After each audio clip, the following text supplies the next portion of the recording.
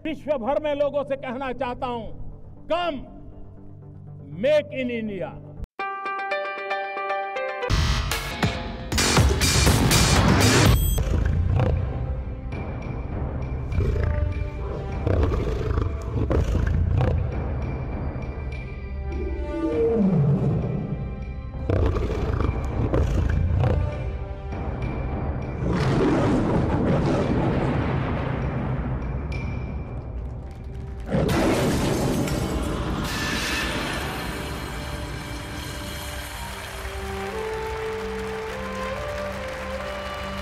वो निरंतर साहस के साथ में सत्य को लोगों के सामने मीडिया के माध्यम से रखने का काम कर रहे थे। और जब उन्होंने विधानसभा के पटल पर खड़े होकर के सरकार से अशोक गहलोत सरकार के इस कालखंड में महिलाओं की सुरक्षा नहीं हो पाई है, ये विषय साहस के साथ में विधानसभा के पटल पर रखा, तब उनको जो है मंत्री पद से बर्खास्त कर दिया गया। आज श्री राजेंद्र गुढ़ा विधानसभा में एक लाल डायरी लेकर के पहुंचे थे। कल उन्होंने सोशल मीडिया के माध्यम से, मीडिया के मित्रों के माध्यम से उद्घाटित किया था कि मैं लाल डायरी लेकर के आऊंगा, और उस लाल डायरी के वहां पहुंचने पर सरकार की चूलें हिल जाएंगी, सरकार धराशायी हो जाएगी। मित्रों, उस लाल डायरी का रहस्य आज पूरा राजस्थान जानना चाहता है, और मैं आपके माध्यम से माननीय अशोक गहलोत साहब से पूछना चाहता हूं कि वो लाल डायरी क्या है, और उस लाल डायरी को लेकर के सरकार में और माननीय मुखिया जी में इतनी घबराहट क्यों है। मैं आपको उसके नेपथ्य में लेकर के जाना चाहता हूं। 2020 में जब कांग्रेस पार्टी में अंतर्कलह चरम पर था, पार्टी के कुछ विधायक पीसीसी चीफ और डिप्टी चीफ मिनिस्टर के साथ में अपने आला कमान से मिलने के लिए यहां दिल्ली में आकर के, दिल्ली के पास में कहीं आकर के डेरा लगा करके बैठे थे। और उस समय में, उसी कालखंड में, उस समय के बीच में, उसके आसपास, मुझे एग्जैक्ट डेट याद नहीं है, सरकार के एक बहुत वरिष्ठ पदाधिकारी, कांग्रेस पार्टी के वरिष्ठ नेता, मंत्री पद का दर्जा प्राप्त व्यक्ति, जो माननीय गहलोत साहब के राजदार भी हैं और खासदार भी हैं, उनके घर पर इनकम टैक्स ने रेड किया था। और उस रेड में अखबारों में ऐसा छपा था कि उस रेड में एक लाल रंग की डायरी और कुछ आपत्तिजनक दस्तावेज उस समय रिकवर किए गए थे। राजस्थान पुलिस की मिलीभगत से उस समय राजेंद्र गुढ़ा जी जो विधायक थे और माननीय गहलोत साहब के कृपा पात्र थे, उन्होंने खुद कल कहा है कि मेरी जिंदगी की सबसे बड़ी भूल है कि मैंने विश्वास किया। वो अपने 50-100 साथियों के साथ में जाकर के वहां इनकम टैक्स के अधिकारियों से जबरन वो लाल रंग की डायरी छीन करके लेकर आए थे। और ऐसा माना जाता है, उन्होंने जैसा कहा है, कि उस डायरी में गहलोत साहब के बहुत सारे राज जो हैं छिपे थे। इस लाल डायरी का रहस्य क्या है, इसको आप राजस्थान का प्रत्येक व्यक्ति जानना चाहता है। और मुझे तो समझ नहीं आता कि एक लाल रंग की डायरी, जिसको लेकर के आज जब राजेंद्र गुढ़ा जी वहां विधानसभा में पहुंचे थे, तब जिस तरह से उनसे डायरी को छीनने के लिए कांग्रेस के नेताओं में होड़ मची थी, और जिस तरह से जबरन उनसे डायरी छीन करके फाड़ने की कोशिश की गई, कहीं न कहीं दाल में कुछ लाल है कि नहीं, काला जरूर है।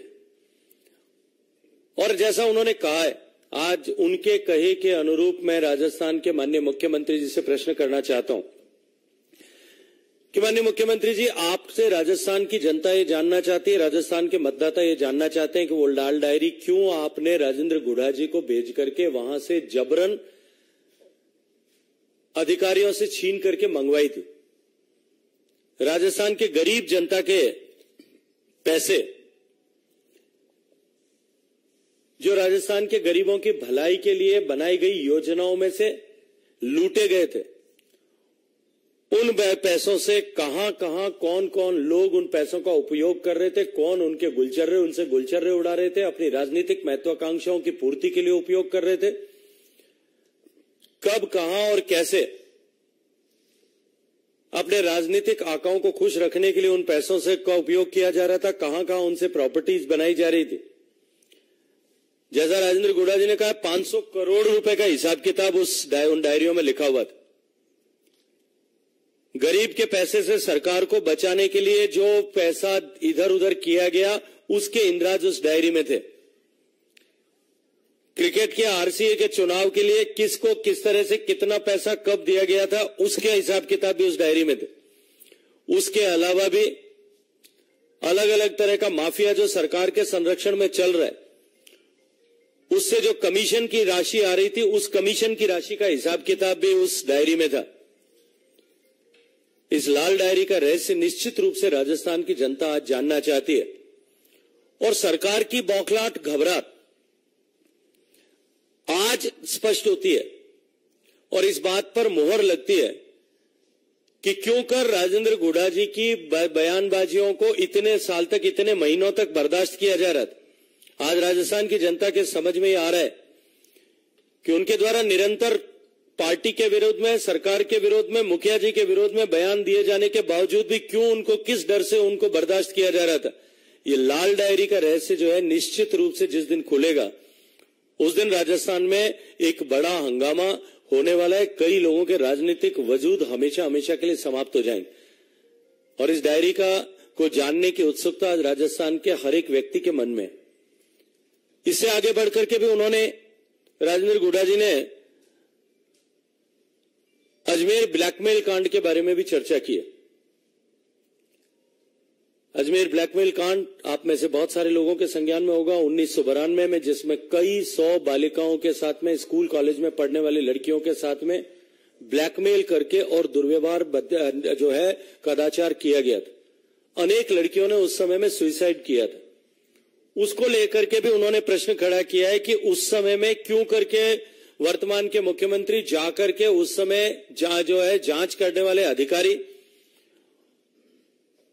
और उस समय के एसपी से जाकर के प्रोटोकॉल तोड़ करके प्राइवेट गाड़ी में मिले थे। निश्चित रूप से राजस्थान की जनता आज भी उस दुख को, दर्द को नहीं भूली है। उसको जानने की उत्सुकता भी एक बार फिर बाहर आई है और एक जिन्न बोतल के बाहर और निकला है। राजस्थान में ये जो कांग्रेस की भ्रष्टतम सरकार है,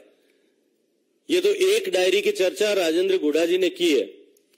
अगर ठीक से जिस दिन जांच होना प्रारंभ होगी, जब पेपर लीक की डायरी निकलेगी वो शायद नीले रंग की होगी। माइनिंग माफिया की डायरी निकलेगी वो शायद जो है काले या पीले रंग की होगी। नौकरियों में हुए घोटालों की जब डायरी निकलेगी तो वो किसी और रंग की होगी। माइनिंग के घोटाले की जिस दिन करते उखड़ेंगी उस दिन वो शायद गुलाबी रंग की डायरी निकलेगी। पता नहीं कितने रंगों की डायरियां ऐसी हैं जिनमें हजारों करोड़ रुपए के घोटाले किए गए हैं। उन घोटालों के हिसाब किताब जो है उन डायरियों में दफन है। उन डायरियों को खोज निकालने और उन डायरियों के बारे में जानकारी लेने की राजस्थान की जनता आज इंतजार कर रही है। गरीब के कल्याण के लिए, गरीब के जीवन में परिवर्तन लाने के लिए जो योजनाएं बनी, उन योजनाओं के पैसे को डकार करके ऐसी लाल, पीली, काली, नीली, हरी, गुलाबी डायरियों में लिख करके किन लोगों ने कहां उपयोग किया है, किन किन स्वार्थों के लिए उपयोग किया है। कभी सरकार बचाने के लिए, कभी राज्यसभा का चुनाव जिताने के लिए, कभी बेटे को आरसीए का अध्यक्ष बनाने के लिए, कभी अपने आकाओं को खुश करने के लिए और कभी अपने लिए, अपनी 7 पुश्तों के लिए संपदा एकत्रित करने के लिए जिन्होंने उपयोग किया है, उनसे आज राजस्थान के मतदाता, राजस्थान की जनता, राजस्थान के आबाल वृद्ध सभी लोग जो हैं आज जवाब मांग रहे हैं। मित्रों, राजस्थान में जिस तरह से ये भ्रष्ट सरकार काम कर रही है, इसने भ्रष्टता के सारे रिकॉर्ड तोड़ दिए। केंद्र की योजनाओं के इम्प्लीमेंटेशन में भ्रष्टाचार हो रहा है, राज्य के सरकार की योजनाओं में भ्रष्टाचार हो रहा है और उन भ्रष्टाचार से कमाए हुए अकूत धन से अपने राजनीतिक स्वार्थों की प्राप्ति के लिए जो है उस धन का उपयोग किया जा रहा है। और अपुष्ट सूत्रों से खबर मिली है कि राजस्थान की ये जो लाल डायरी का जिन्न है, अगर ये बाहर आ जाता है तो इसके सूत्र जो है जयपुर से निकल के दिल्ली में कांग्रेस मुख्यालय तक जोड़ने वाले हैं। क्योंकि जैसा मैंने कहा कि ये जो अवैध रूप से गरीबों के हितों पर डाका डाल करके जो पैसा कमाया गया, जिनको इन लाल, हरी, पीली, नीली, गुलाबी डायरियों में अंकित किया गया, वो सारा पैसा जो है उसमें से बहुत सारा पैसा अपने आला कमान को खुश रख करके और कुर्सियों पर बने रहने के लिए भी उपयोग किया गया है। निश्चित ही ये डायरी का जिन्न एक बार जो निकला है, ये कई दिन तक राजस्थान के राजनीतिक रणांगन में कई दिन तक इस जिन्न का नृत्य आप सबको देखने को दिखाई देगा। बहुत बहुत धन्यवाद।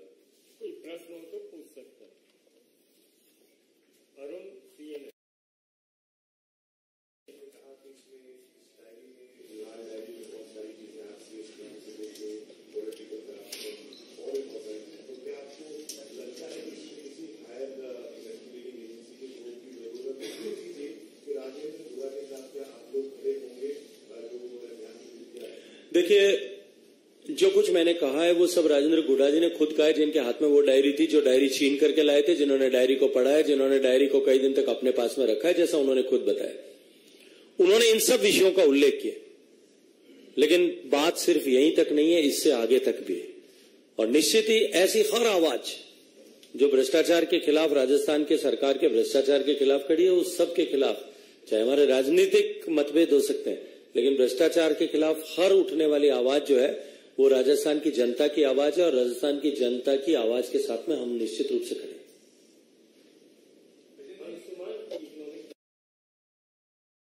राजस्थान में भाजपा लगातार सड़क पर है, प्रोटेस्ट कर रही है और कई मुद्दों पर ये लोग सरकार एक फिर नया मुद्दा आया है, क्या इससे भी राजस्थान में भाजपा निरीक्षण करेगी और सरकार को देने का प्रयास करेगी? देखिए, राजस्थान की भारतीय जनता पार्टी ने माननीय प्रदेश अध्यक्ष जी के नेतृत्व में, माननीय राष्ट्रीय अध्यक्ष जी के मार्गदर्शन में नहीं सहेगा राजस्थान ये कैंपेन अभी प्रारंभ किया है, और उसमें हम हर जिले पर, हर मंडल पर, हर विधानसभा में राजस्थान की जनता का जो अपमान गहलोत सरकार ने किया है, राजस्थान में जो उसको राजस्थान सहन नहीं करेगा, इसका शंखनाद किया है। भारतीय जनता पार्टी जनता के बीच में जाकर के जनता की इस आवाज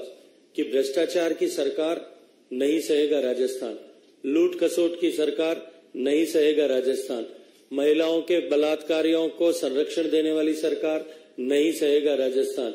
जो आरपीएससी में घोटाले करने वाली सरकार नहीं सहेगा राजस्थान, पेपर लीक की सरकार नहीं सहेगा राजस्थान, किसानों के वादा खिलाफी की सरकार नहीं सहेगा राजस्थान। ये जो लंबी श्रृंखला है, इस श्रृंखला में जो भ्रष्टाचार की चर्चा हम करते तो उसमें एक लाल डायरी भी जुड़ गई है, डायरियों में हिसाब रखने वाली सरकार को भी नहीं सहेगा राजस्थान।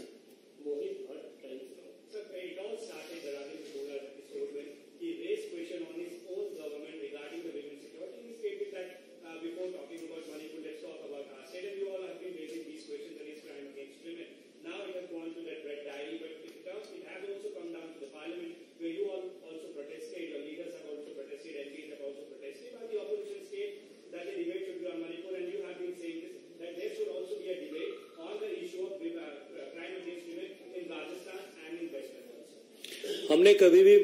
मणिपुर के विषय पर डिबेट हो, इसको लेकर के हमारा कहीं मतभेद नहीं है, निश्चित रूप से होनी चाहिए। सरकार डिबेट करना चाहती है, लेकिन विपक्ष भाग रहा है। वो भाग इसलिए रहा है कि जब मणिपुर पर चर्चा होगी तब एक उंगली मणिपुर की तरफ उठेगी तो तीन उंगलियां जो है वो राजस्थान, छत्तीसगढ़, मध्य प्रदेश की तरफ भी उठती हुई दिखाई देंगी। जब कई उंगलियां जो है वो इधर उधर दूसरे प्रदेशों पर भी, कांग्रेस शासित प्रदेशों पर भी उठती हुई दिखाई देंगी। ये उंगलियों का डर जो है, ये डर जो है ये विपक्ष को इस चर्चा से भागने के लिए मजबूर कर रहा है।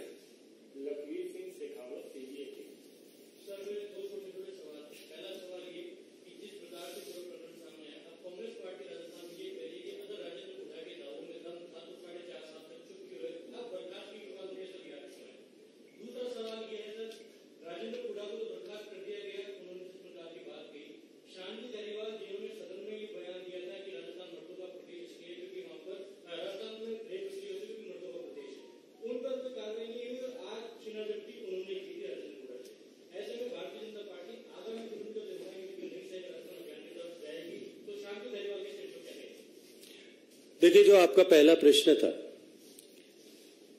कि कांग्रेस पार्टी ये कह रही है कि वो पिछले 2-2.5 साल तक चुप क्यों थे, 2020 की घटना है, 2020 के बाद मुझे लगता है कि उनको चुप रखने के लिए उनको मंत्री पद से नवाजा गया था,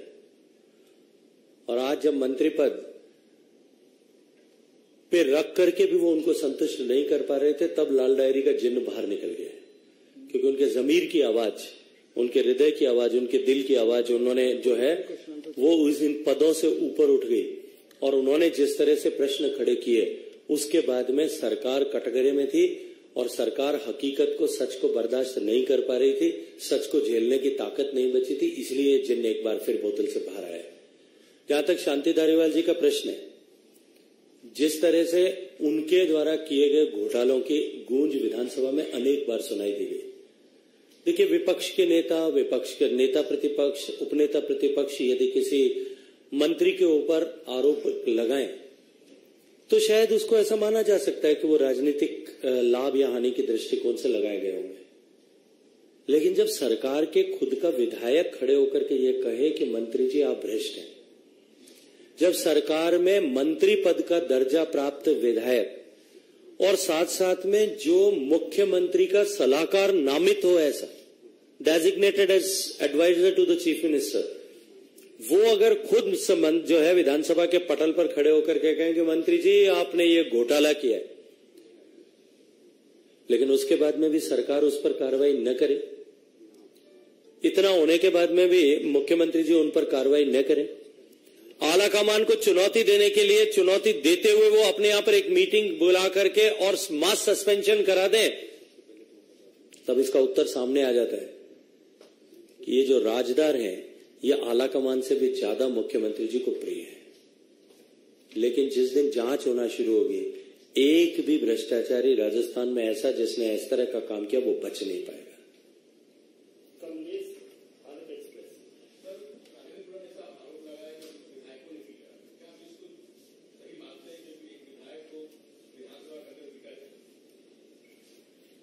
देखिए, मैंने वीडियो नहीं देखा है, लेकिन उसके बाद में आकर के जिस तरह का बयान उन्होंने दिया है कि मार्शल नहीं थे कांग्रेस के, ये तो